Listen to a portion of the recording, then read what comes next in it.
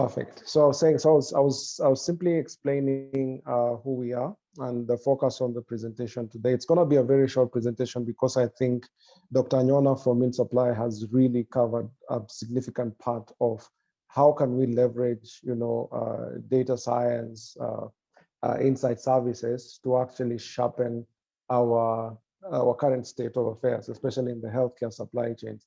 As he said, availability of data is not enough.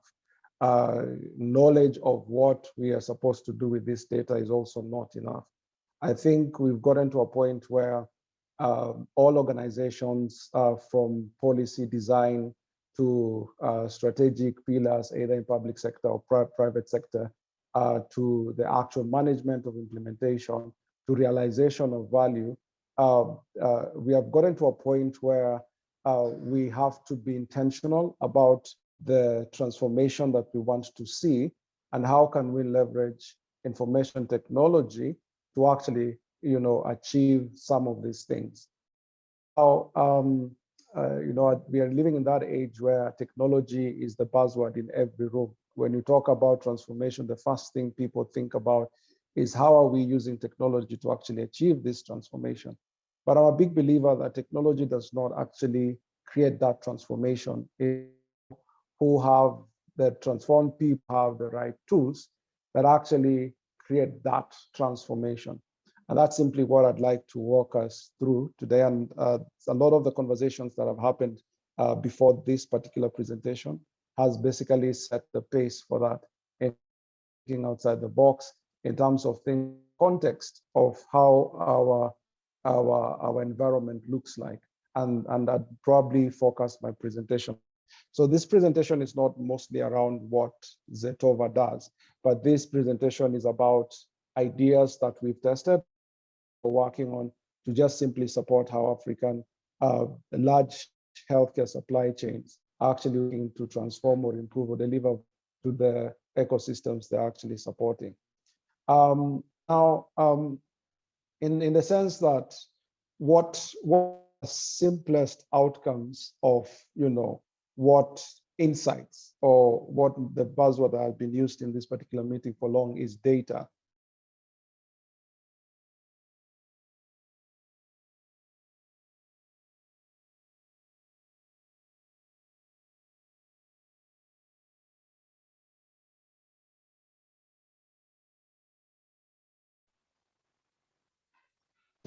So there are four things that we can technically, from a supply chain perspective, there are four things we can do very well. We can basically reduce wastage of healthcare products. We can reduce emergency sourcing. We can build resilience for our supply chains to better respond to events. And we can basically have real-time visibility and collaboration. And a lot of times we underscore the ability of just knowing things when they happen. And when I talk about real-time, I don't mean like microsecond in real time. This real-time attribute could actually go to the fact that even just 1 week awareness could make the whole difference. And collaboration in the sense that where Ministry of Health is able to see how their policies are affecting a pharmacist at a hospital level, how the public health policies are affecting movement or the cost of healthcare downwards in terms of how all these things are interconnected. And this visibility and collaboration can only be made possible by the use of very simple to use technology and people who are aligned to the objectives that we want to achieve. Now, in terms of how can data be utilized to improve healthcare systems, what we have done, and there's a project we launched when it came to the COVID period, visibility and collaboration was everything that took to actually bring sanity to the supply chains, not only in healthcare, but also across different sectors. Visibility is the ability for you to know what's happening, and your ability to know what is happening and your ability to connect with the people you need to connect with when taking action to respond to an event. Now, this particular objective, just by virtue of it being instituted within your organization and within an ecosystem, can make the whole difference. And that tells you in terms of, okay, as a pharmacist, I need to know what I'm procuring or the orders to make. and my ordering behavior affects how the overall, let's pick an example of meds or KEMSA. How I order, how I place my orders from the hospital level affects the economies of scale at national level.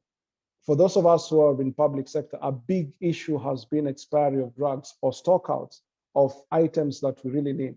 A case in point, in the sense that if you look at probably COVID vaccines, you have an oversupply of COVID vaccine in one area of the country and a stockout of COVID vaccine in another country, in another probably area in the country, which stock out by the expiries at the same time.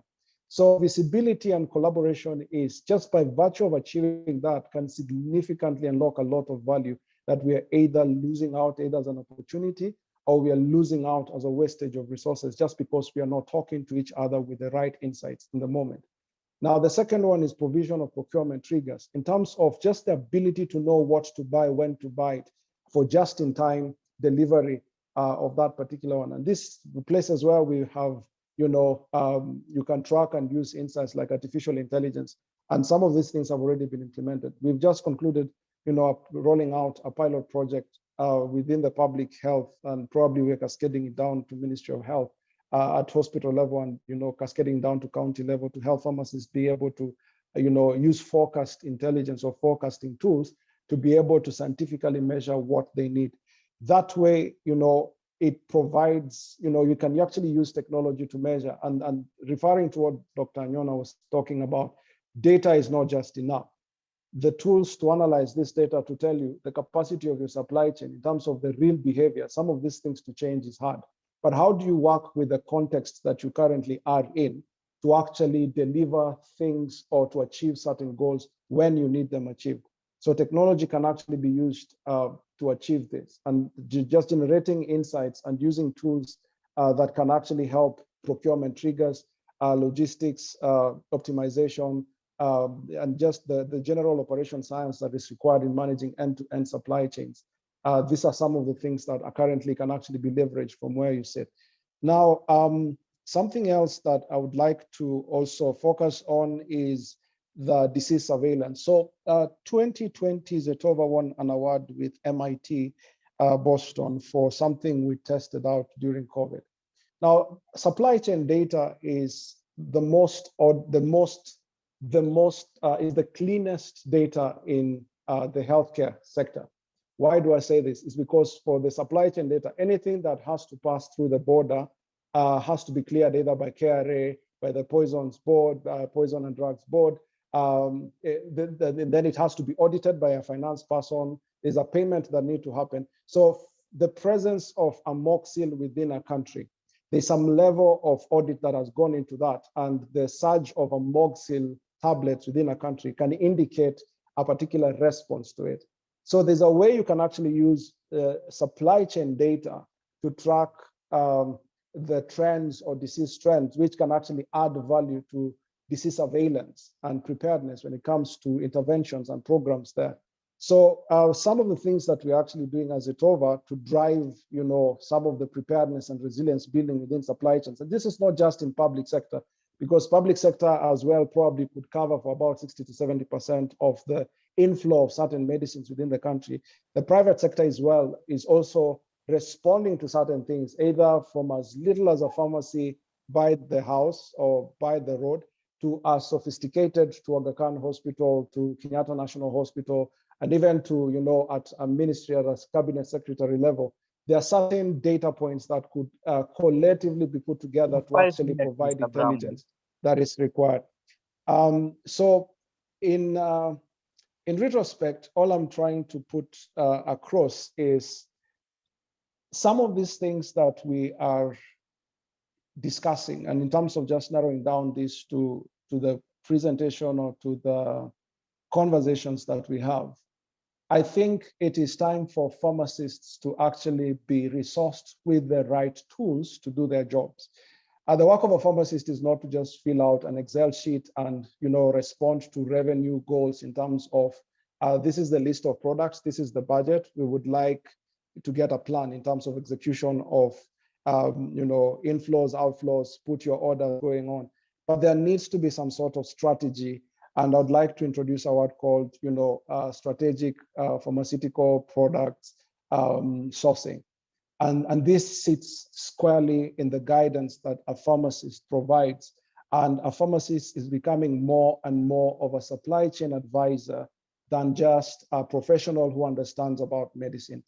As pharmacists becoming more and more, an influencer in the supply chain decisioning, because once they understand movement, once they understand, their knowledge and their expertise can offer pivotal impact in terms of how healthcare supply chains are managed. And that is now where we're coming in. And this is now where the point of data and technology can be leveraged. So because of time, I would pause there so that I allow for conversations to happen. Probably, I hope I've been able to execute. Unfortunately, some of these things you can't do in 15 minutes. So probably we'll have a more deeper conversations when we take this forward. But I'd like to just put it out there in the sense that technology can actually create that transformation that is required.